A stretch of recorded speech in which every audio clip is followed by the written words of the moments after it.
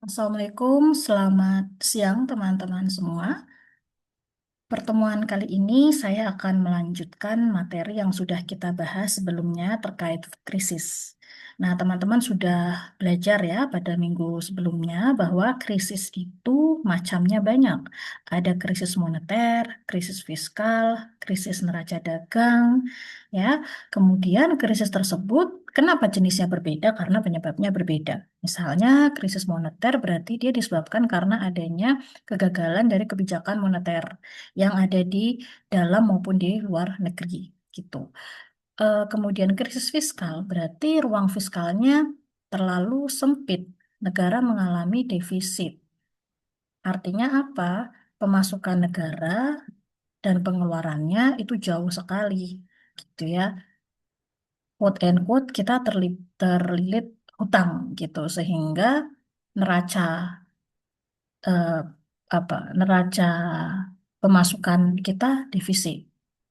Nah, tentu saja perbedaan penyebab akan memberikan remedi atau solusi yang berbeda. Meski demikian, baik krisis moneter ataupun krisis fiskal, itu keduanya seringkali melibatkan pihak eksternal untuk membail out atau membantu kondisi negara, terutama negara berkembang seperti Indonesia.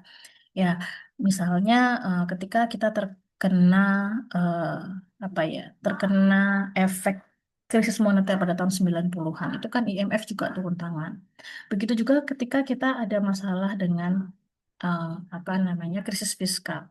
Ada efek beruntun dari hutang kita terhadap IMF yang justru akhirnya menciptakan lingkaran hutang yang tidak selesai dan lingkaran hutang itu sendiri akhirnya menyebabkan krisis fiskal. Kenapa? Karena kita tidak mampu membayar hutang terhadap IMF beserta bunganya.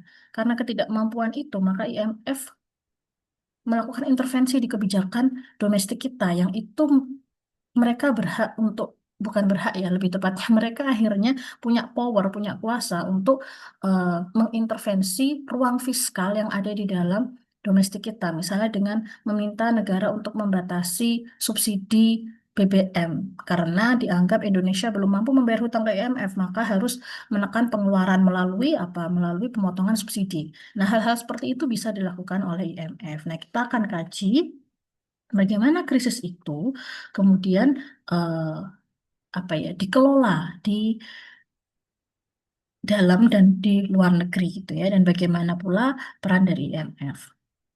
Nah, teman-teman kita lihat dulu memori kemarin memori teman-teman ya terkait krisis keuangan atau krisis moneter di Asia sekitar tahun 97 sampai 98. Itu kenapa sih awalnya gitu kan? Pertanyaan itu kan muncul. Jadi teman-teman, pasca Perang Dunia Kedua itu kan negara-negara banyak yang kolaps gitu ya, banyak yang runtuh ekonominya, mereka mengalami depresi berkepanjangan, kelesuan ekonomi berkepanjangan, dan mereka membutuhkan suntikan dana untuk eh, apa ya, me- menguatkan kembali perekonomian mereka, gitu kan? Nah, pada saat itu pemenang Perang Dunia adalah Amerika Serikat. Nah, Amerika Serikat ini juga sekaligus dia pemerang lagi, pemenang dari perang dingin atau perang ideologi. Nah, kenapa dia bisa menang di perang ideologi? Karena dia menyebarkan pengaruh ideologinya melalui paket-paket bantuan, paket-paket bantuan. Bantuan ini quote and quote ya, sebenarnya bukan bantuan juga sih. Sebenarnya kan there is no such a free lunch gitu ya. Kayak misalnya Marshall Plan. Marshall Plan ini kan paket hutang dari Amerika Serikat untuk negara-negara berkembang supaya mereka bisa membangun infrastruktur di negaranya, membangun eh, apa namanya perekonomian di negaranya, begitu dengan modal dari Amerika Serikat, tapi kan ada konsekuensi ya di balik itu semua kan tentu ada konsekuensi, yaitu apa? Hutang itu kan tentu harus dibayar, bukan diberikan secara cuma-cuma, dan tentu ada bunga yang itu jatuh tempo. Nah, tapi pada saat itu negara berkembang memang seperti Indonesia, Thailand, oh maaf, Thailand tidak dijajah ya, tapi dia juga ikut berhutang begitu ya. Itu mereka berlomba-lomba untuk melakukan pembangunan infrastruktur. Makanya kalau teman-teman ingat Pak Harto itu kan dijuluki Bapak Pembangunan. Karena memang pada saat itu banyak sekali kita mengambil loan package dari Amerika Serikat, gitu ya. Nah, setelah itu eh, mereka ternyata menggunakan loan package itu untuk investasi jangka panjang. Padahal jatuh tempo dari IMF, dari hutang-hutang IMF, dari loan package yang diberikan oleh Amerika Serikat, ya, itu jangka pendek. Jadi jatuh temponya jangka pendek, tapi investasi mereka di dalam negeri untuk pembangunan dan sebagainya itu investasi yang sifatnya jangka panjang. Maksudnya begini, misalnya ketika mereka membangun eh, apa, membangun jalan tol, membangun gedung, membangun infrastruktur di negara masing-masing. Nah, seringkali infrastruktur yang dibangun itu nanti bisanya balik modal itu jangka panjang, begitu ya. Padahal hutangnya ini meminta pembayaran dalam jangka pendek sekaligus bunganya. Nah, maka banyak sekali negara yang kemudian ketika jatuh tempo membayar hutang, mereka tak sanggup membayar hutang. Sehingga mereka terlilit hutang di pasar global ya dengan IMF, begitu mereka terlilit hutang. Akhirnya itulah menjadi awal kemunculan krisis keuangan atau krisis moneter. Ya, mereka kemudian apa namanya harus membayar hutang kepada IMF dan tidak berhasil gitu ya. Ditambah lagi faktor lainnya ada kepanikan investor asing. Mereka melihat wah ini kayaknya negara-negara berkembang ini udah mulai gagal bayar ini kolaps nanti mereka. Jadi mereka menarik investasi di negara berkembang tersebut baik di Thailand, di Korea Selatan, di Indonesia, di Malaysia mereka tarik uang mereka dan mereka larikan uang itu ke tempat yang mereka anggap lebih aman. Istilahnya ada capital flight. Jadi sudahlah kekurangan tambah investor asing menarik uang yang tadinya mereka simpan di negara tersebut ditarik. Nah, itu menjadi apa ya namanya? eh, efek yang memperparah kondisi tersebut gitu. Kemudian nilai tukar rupiah, nilai tukar bat itu semakin melemah terhadap US dollar gitu. Bahkan sampai ada titik di mana 2.400 rupiah itu kalau dikonversikan ke US dollar itu 11.000. Jadi kalau teman-teman mau beli uang 1 dolar, ya, sorry, eh, teman-teman mau membeli, menukar kok membeli ya, lebih tepatnya menukar ya teman-teman mau menukarkan uang gitu.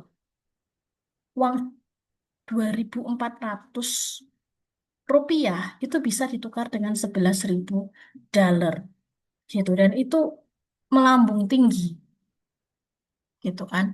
Nah kemudian eh, setelah itu rupiah, tidak hanya rupiah sebenarnya ya, mata uang di Korea Selatan, mata uang di Thailand itu juga melemah terhadap dolar. Kan sudah saya sampaikan sebelumnya bahwa nilai tukar kita itu dikonversikan atau distandarisasikan dengan dolar.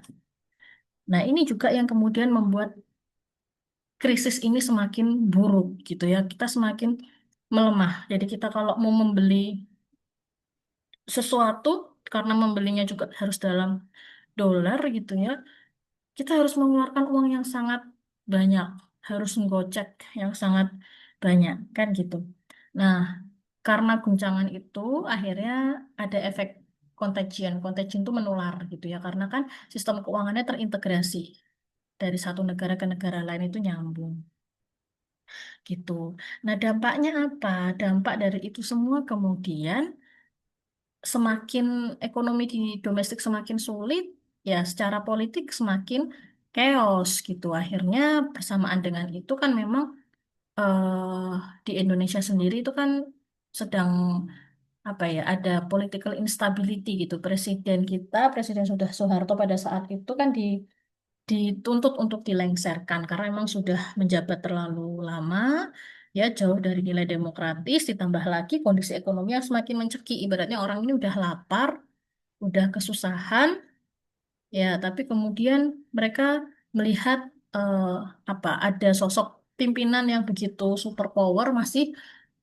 berada di atas gitu ya, tak terguncangkan gitu kan ya istilahnya. Jadi itu menimbulkan kemarahan tersendiri. Akhirnya rusuh lah gitu. Nah, kemudian di sini peran IMF apa? IMF ini jadi semacam apa ya? Di satu sisi sebenarnya dia adalah pihak yang turut berkontribusi terhadap terjadinya krisis ini gitu kan. Karena IMF ini kan pendana terbesarnya juga Amerika Serikat. Kita banyak berhutang sama Amerika Serikat dan IMF sehingga kita gagal bayar krisis dan sebagainya. Tapi dia masuk lagi ya seolah-olah memberikan bantuan, loan package tadi gitu. Nah, bantuannya tentu saja balik lagi mereka akan memberikan hutang, tapi bukan cuma-cuma gitu ya. Ingat sekali lagi yang namanya loan, LOAN gitu ya. Itu kan hutang. Jadi kalau ada bantuan tuh sebenarnya it doesn't necessarily literally bantuan gitu, tapi itu pasti ada konsekuensi mengikuti di belakangnya. Apapun itu dan itu seharusnya dikaji dengan benar-benar apakah konsekuensi itu kita mampu tanggung ataukah konsekuensi tersebut lebih banyak negatif side-nya gitu. Nah, jadi, kalau kita berhutang sama IMF pada saat itu syaratnya ada tuntutan reformasi struktur awal. Nah, IMF ini punya sistem yang namanya Structural Adjustment Program, SAP singkatannya gitu. Apa itu SAP? SAP itu, jadi kalau kita berhutang sama IMF, dalam kurun waktu selama kita berhutang, IMF itu berhak melakukan intervensi terhadap kebijakan di dalam domestik negara yang berhutang, kebijakan ekonomi di dalam negara yang berhutang, terutama yang berkaitan dengan fiskal. Gitu. Karena apa? Mereka menganggap bahwa kan kamu masih punya hutang sama saya. Kalau kamu belum bisa bayar, maka saya berhak nih mengatur keuangan dalam negerimu supaya kamu nantinya bisa bayar hutang ke saya gitu. Nah, inilah yang kemudian seperti vicious cycle ya, apa siklus beracun yang sulit lepas gitu ya, kena masalah karena hutang, untuk menyelesaikan masalah karena hutang itu, untuk menyelesaikan krisis moneter, dibantulah dengan hutang lagi dari IMF, tapi nanti kemudian ada konsekuensi di belakangnya, yaitu mengatur kebijakan domestik dalam negeri. Loh, kebijakan yang diatur apa aja? Ya banyak, bahkan untuk distribusi kekayaan alam itu IMF beberapa kali bisa turun apa ikut campur begitu ya dalam mengatur bagaimana resources yang ada di Indonesia, di Thailand dan negara yang berhutang kepada mereka itu bisa dikendalikan gitu. Mungkin tidak dikendalikan 100%, tapi mereka punya andil, punya suara untuk mengontrol itu. Ya, penerapan kebijakan ketat, kenaikan suku bunga untuk menahan inflasi, pengurangan subsidi dan privatisasi BUMN. Ini dianggap resep standar IMF gitu. Jadi kita punya BUMN apa misalnya PDAM. Nah, PDAM ini ya perusahaan air minum ini paling sering ini kena kena apa intervensinya IMF gitu ya. Jadi mereka nanti apa namanya bekerja sama membantu PDAM untuk memasang infrastruktur saluran air yang lebih luas hingga jangkauan pelanggannya bisa lebih besar gitu ya. Tapi nanti Indonesia tetap harus membayarkan utangnya ke IMF. Maka dari itu eh, beban hutang itu nantinya akan dibebankan lagi kepada konsumen air PDAM sehingga tidak heran kalau air saja untuk menikmati air saja kita harus beli gitu ya. Kemudian kegagalan program awal. Program gagal total di awal karena kurangnya dukungan politik dan sosial. Penutupan 16 bank tanpa jaring pengaman memburuk kepanikan. Nah, jadi ini eh, kegagalan program awal ini maksudnya adalah negara sudah banyak yang melihat bahwa IMF ini ternyata ya again dia hanya memberikan solusi yang sifatnya jangka pendek. Tapi jangka panjangnya justru itu menimbulkan masalah yang tidak kunjung selesai ya masalah hutang yang tidak kunjung selesai berhutang kemudian IMF akan intervensi di dalam kebijakan ekonomi domestiknya nanti masyarakatnya riots karena merasa kok subsidinya dibatasi kok dana pensiun dipotong kok ini kok itu gitu ya padahal itu semua juga karena pemerintah harus benar-benar menghemat ruang fiskalnya terbatas karena harus bayar hutang gitu. Nah, ini adalah gambar bagaimana teman-teman ketika IMF memberikan solusi itu sebenarnya selalu ada konsekuensi yang kita harus kaji. Nah, ini kemudian ada kritik dan kontroversi terhadap IMF. Kebijakan pengetatan fiskal dan moneter dianggap memperparah resesi. Maksudnya gimana?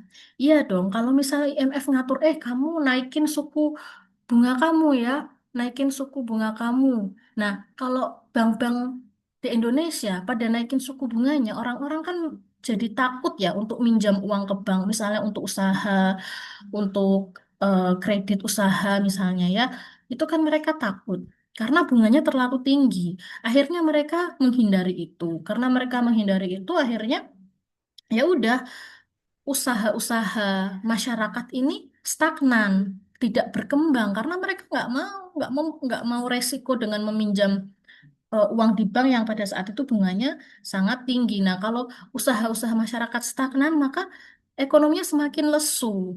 Gitu. Belum lagi ada pengetatan fiskal. Pengetatan fiskal ini apa sih? Pengetatan fiskal ini berarti ya tadi seperti saya bilang, gimana caranya negara itu bisa mengurangi belanja mereka.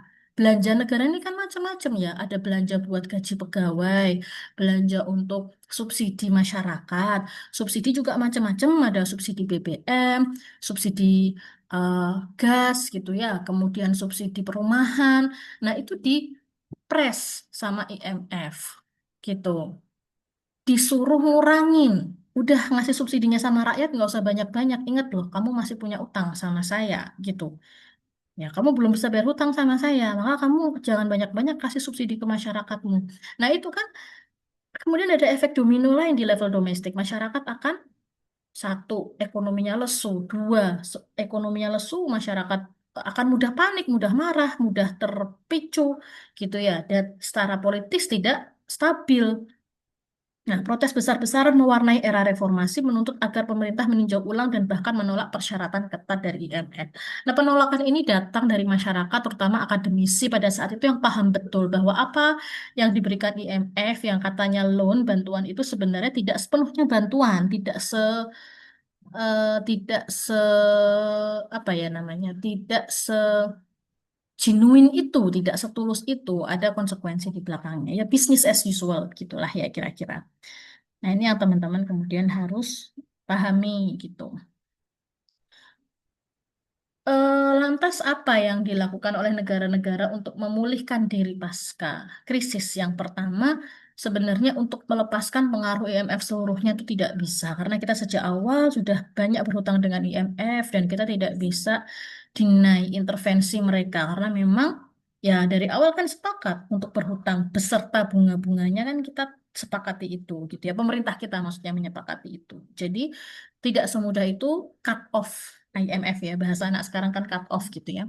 Tapi yang kemudian bisa dilakukan apa? Misalnya membentuk pengawasan perbankan yang lebih kuat gitu, yang lebih eh, apa ya, lebih efektif gitu ya, untuk apa namanya?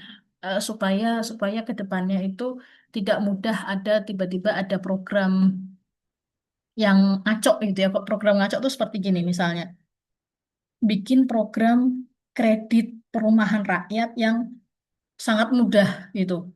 Kredit perumahan rakyat yang sangat mudah berarti semua itu bisa ngambil kredit perumahan tanpa harus kita tinjau, tanpa perbankan itu harus meninjau kemampuan si kreditur itu bisa bayar atau enggak gitu. Nah, ini seperti kasus subprime mortgage ya. Itu krisis juga yang disebabkan oleh kredit perumahan tahun 2008, makanya 2009 kita kena krisis juga. Awalnya di Amerika Serikat gitu.